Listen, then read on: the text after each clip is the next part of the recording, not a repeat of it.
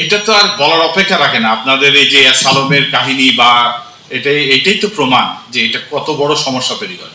Family দেখবেন যে তারা এমন একটা লেভেলে নিয়ে গেছে, তারা বলে মালিক সমিতি, মানে ব্যাংক মালিক, মানে ওই লেভেলে তারা নিয়ে গেছে। Family representation in the board কমাতেই হবে। বাংলাদেশের সবকিছু ঘুরে ফিরে ওই পলিটিসাইজড হয়ে যায়, তারপরে দেখা যায় যে ওই ইন্ডিপেন্ডেন্ট ডিরেক্টরও আলটিমেটলি ইন্ডিপেন্ডেন্ট থাকে না। এর আগে যখন ব্যাংকের রিপোর্টিং স্ট্যান্ডার্ড এগুলো যখন বলা হচ্ছিল, তখন আমার মাথায় আসলো, যেটা হয়তো অনেকের মাথায় আছে কিন্তু বলে নাই, সেটা হলো actually the bank as an industry, এটা কিন্তু is constantly compared with the rest of the world. তো আপনারা জানেন যে এটা স্ট্যান্ডার্ডাইজ করার জন্য রিপোর্টিং, যে একটা ব্যাংকের ব্যালেন্স শিট বা এটা যাতে গ্লোবালি এটা কম্পারেবল স্ট্যান্ডার্ড, সেটা হলো ব্যাজেল।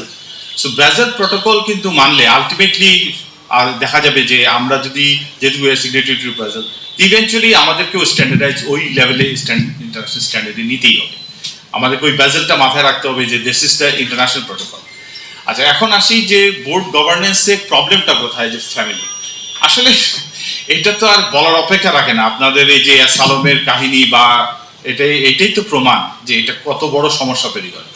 এখন অনেকে হয়তো আর্গু করবেন যে মানে ফ্যামিলি দেখবেন যে তারা এমন একটা লেভেলে নিয়ে গেছে, তারা বলে মালিক সমিতি, মানে ব্যাংক মালিক, মানে ওই লেভেলে তারা নিয়ে গেছে। অ্যাকচুয়ালি তারা নট ইভেন কন্ট্রিবিউটিং 10% তো টোটালি, এক একজন ফ্যামিলিও যদি দেখা যায় 5 কিন্তু সে নিজেকে মালিক দাবি করছে এবং সমস্ত সিদ্ধান্ত সে নিজের ইচ্ছা খেয়াল খুশি মতো নিচ্ছে। So this is the first thing, আমরা we insist on this point that family representation in the board কমাতেই হবে।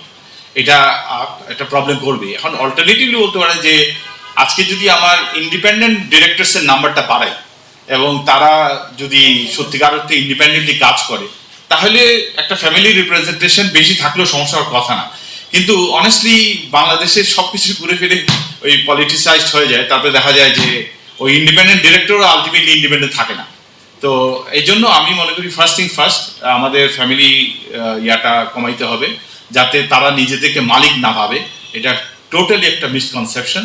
দে আর নট মালিক, তারা sponsor share holder, not Malik. So এইটা আমি বলবো যে ইনসিস্ট করে। এবং নতুন রিফর্ম প্রোগ্রাম যেটা আসছে, এটাতে আমি আই এম শিওর যারা ব্যাংকিং কমিশনের জন্য, ব্যাংকিং রিফর্মের জন্য বর্তমান সরকার যেটা ইয়া করছে, তো তারা গুরুত্ব দিয়ে এটা করবে। ইন্ডিপেন্ডেন্ট ডিরেক্টর বাড়াতে হবে, that's the solution, no doubt about it. এবং তাদের ইন্ডিপেন্ডেন্সও বাড়াতে হবে। যেমন মনে করেন internal control unit should direct report directly to the board, এবং সেটা টু দ্য ইন্ডিপেন্ডেন্ট ডিরেক্টর আরও ভালো হয়। Independent director is the head of audit committee and everything. এগুলাকে স্ট্রেংথেন করা যায়, কিন্তু তার মানেই না যে আমি ফ্যামিলি রিপ্রেজেন্টেশন হাত দিব না। এটা অবশ্যই কমাইতে হবে। দ্যাটস